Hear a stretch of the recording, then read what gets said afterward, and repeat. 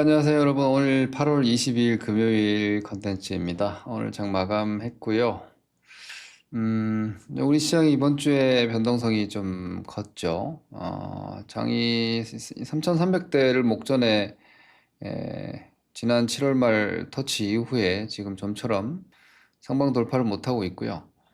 음, 오늘 잭슨홀 미팅이 있고 다음 주 이제 한미 정상회담이 있고 9월 FOMC에서는 금리를 일단 1회 인상할 걸로 시장은 기대를 하고 있죠. 올해 3회 인하, 3회 인하에 대한 기대감은 조금 약해진 것 같고 제가 볼 때는 이제 파월이 어지간히 매파적이라도 미국 시장이 선제적으로 일정 부분 반영을 해서 뭐 대충격까지는 아니겠지만 미국 시장도 조금 약해지는 조짐들이 좀 있습니다. 지금 보시면은 엔비디아, 그러니까 미증시가 지금 뭐 스타일 체인지다 이거보다는 원래 주도주가 꺾이면 시장은 약해집니다.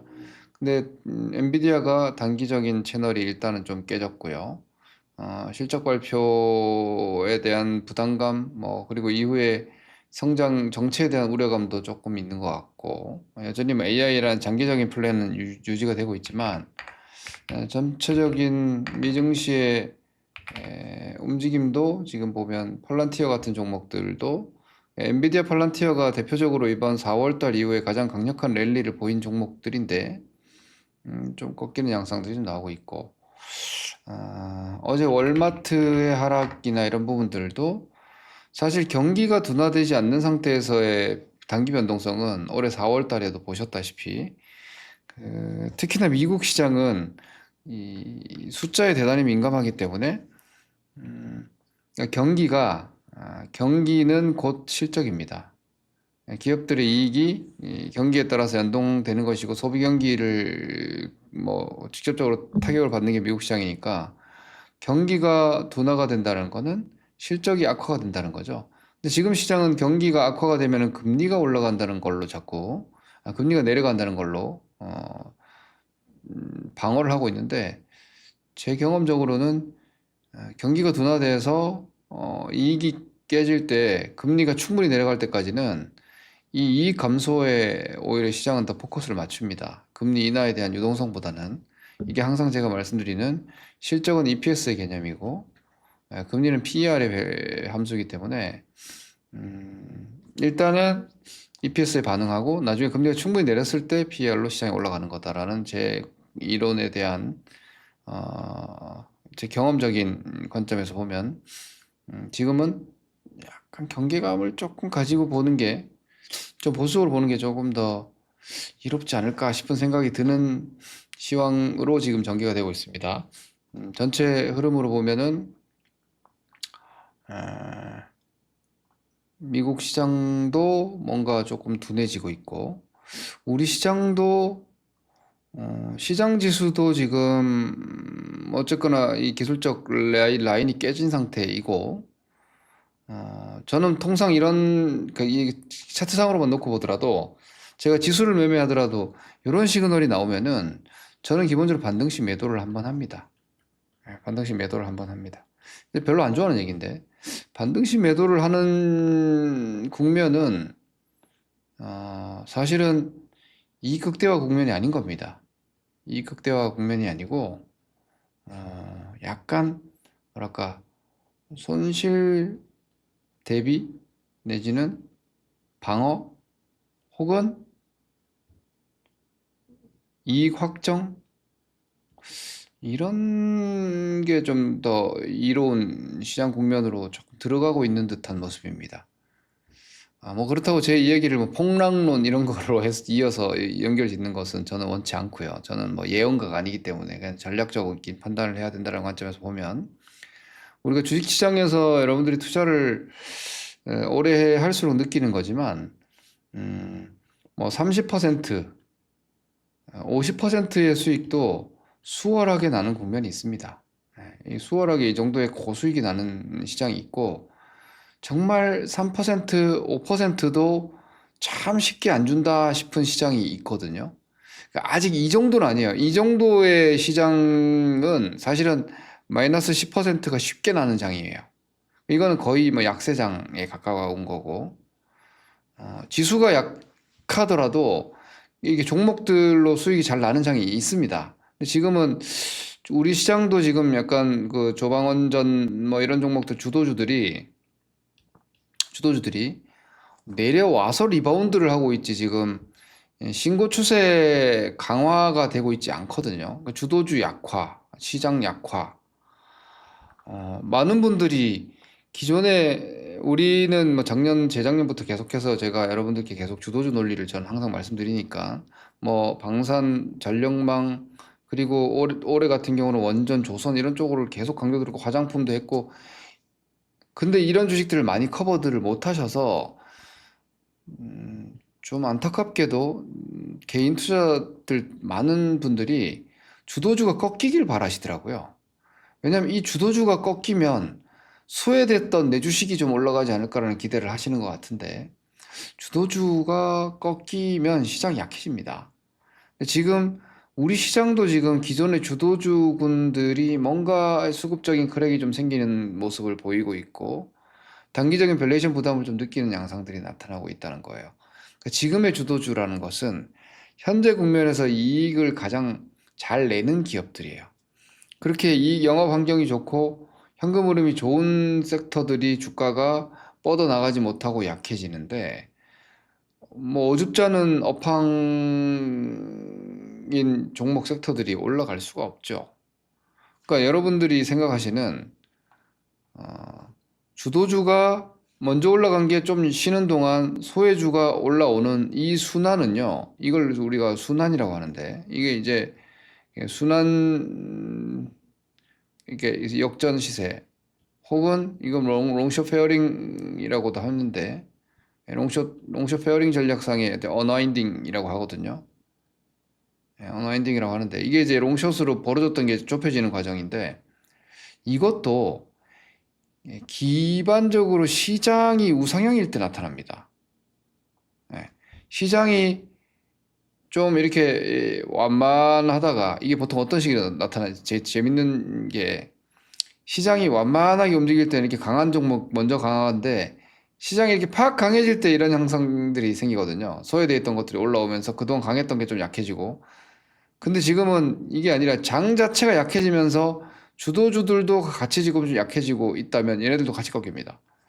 이런 점들을 좀 감안하면 제가 조금 조심스러운 오늘 컨텐츠이긴 한데 저는 뭐 여러분들께 대단히 겁을 주고자 하는 생각은 없어요. 근데 저는 그냥 실전 전문가로서 느끼기에 이게 수익률 고수익 추구 시황이 아닌 것 같다. 약해졌다. 시장이 약해졌다. 그리고 신호가 약화됐다. 시장 신호가. 시장 강도가 약해졌다는 얘기죠. 거기에 맞춰서 매매 강도를 조금 조절을 할 필요가 있겠다. 이거는 이제 쉽게 풀어서 얘기하면은 추정형 매수를 적극적으로 하지 말고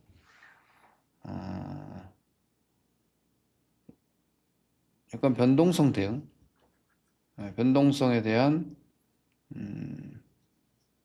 대처가 필요하다. 올라오면은 좀 매도. 올라온 매수가 아니고 그리고 좀 내가 생각한 대로 움직이지 않고 밀렸던 주식들도 계속 가는 게 아니라 반등 시 한번 매도. 반등 시 매도. 이런 조치들을 조금 준비 내지는 계획할 필요가 있을 것 같습니다. 그래서 시장은 저는 의견을 좀 제뷰를 드리는 편이니까 저도 지금 되게 고민하고 있는데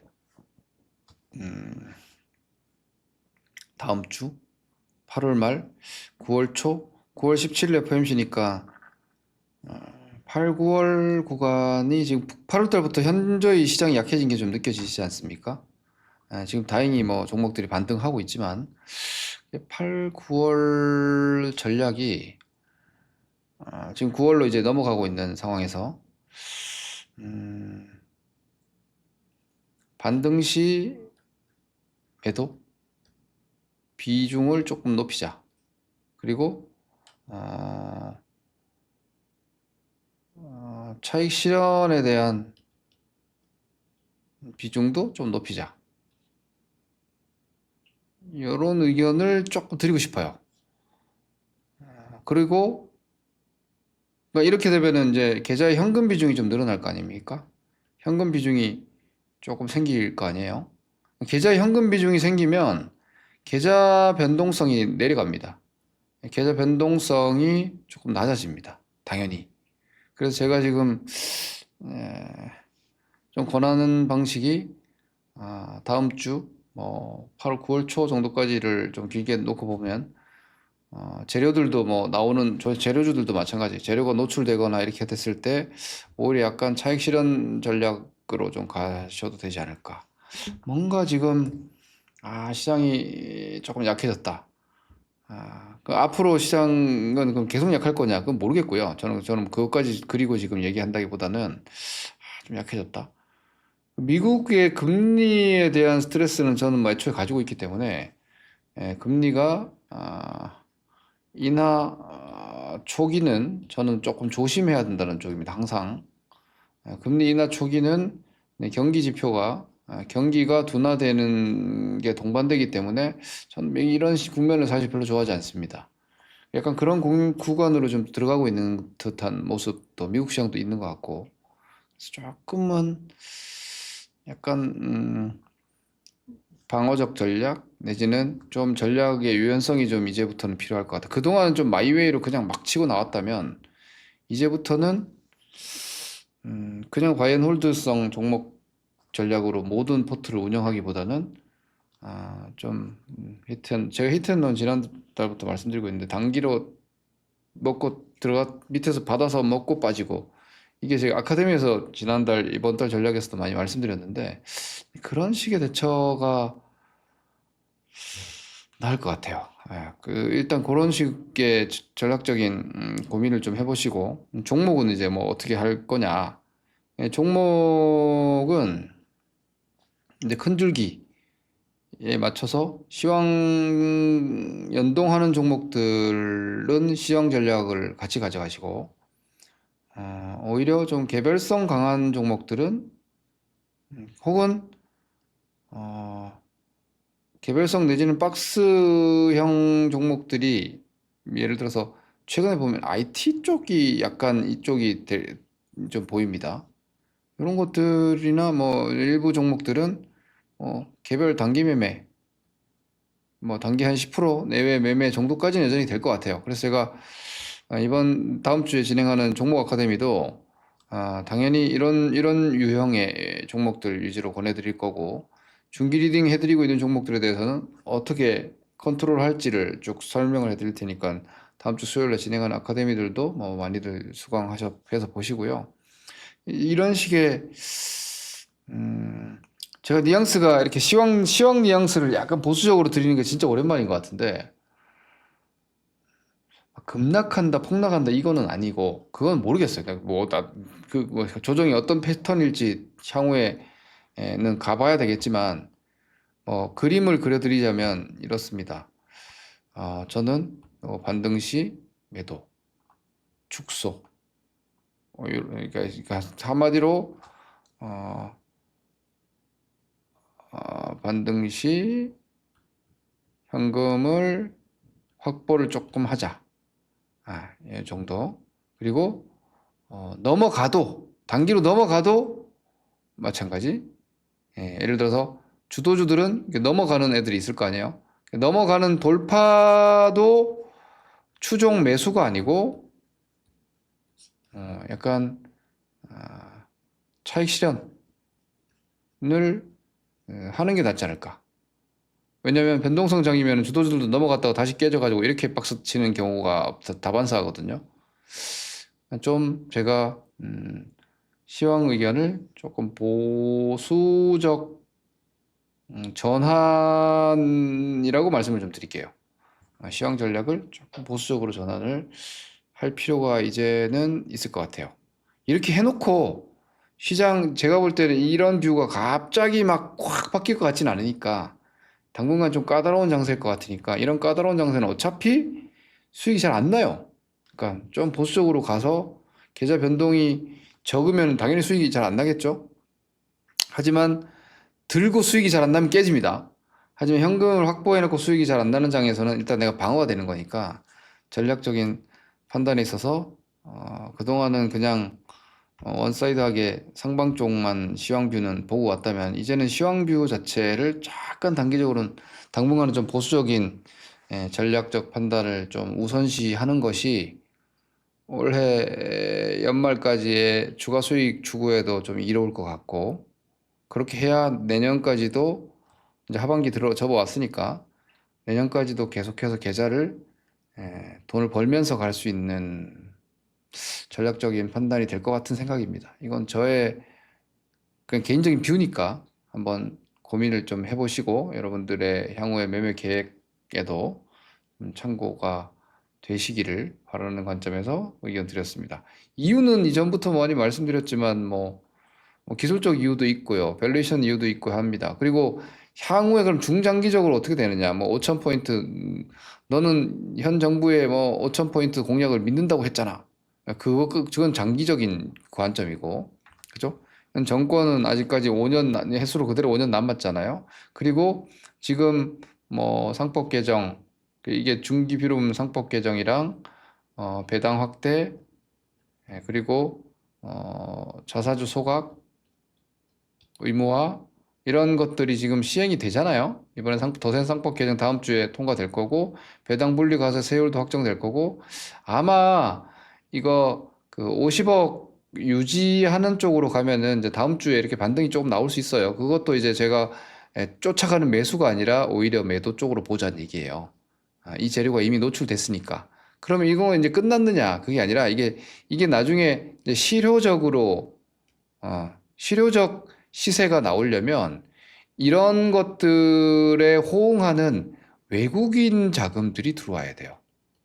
외국인 자금들이 들어와야 되고 증시 외부 자금들이 다시 한번 중장기적으로 유입이 돼야 되고요. 그리고 또 하나 중요한 정책적인 이제 카드는 이제 국내 어떤 연금 운영 기준이나 이런 부분들을 조금 완화시켜서 주식 비중을 더 늘릴 수 있게 해주는 이런 식이 되는 거죠.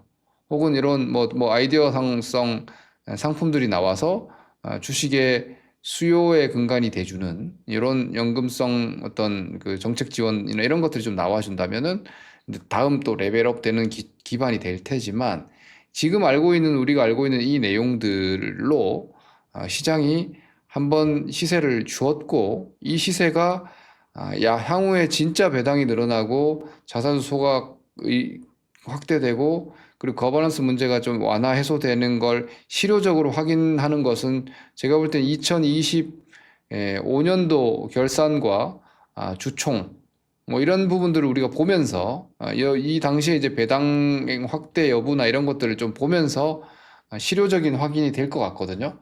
그때까지의 시간차도 좀 있을 테니까 뭐 오히려 이런 재료들이 노출이 됐을 때가 좀 상단 매도하는 기회가 좀 될 것 같다는 생각이고 제가 여러분들께 권해드렸던 지주 뭐 증권 이런 종목들도 이렇게 되면 시간이 너무 길게 걸리니까 약간 반등 시에 물량을 좀 줄여 놓고 간다든지 이런 식의 조금 전략적 판단이 필요할 것 같아요. 그냥 가는 것보다는 그게 왠지 가을장 대비로는 나을 것 같다는 생각입니다. 오늘 주간 위클리 전략이지만 어떻게 보면 가을장을 대비하는 9월까지도 바라보면서 의견을 좀 드렸고요.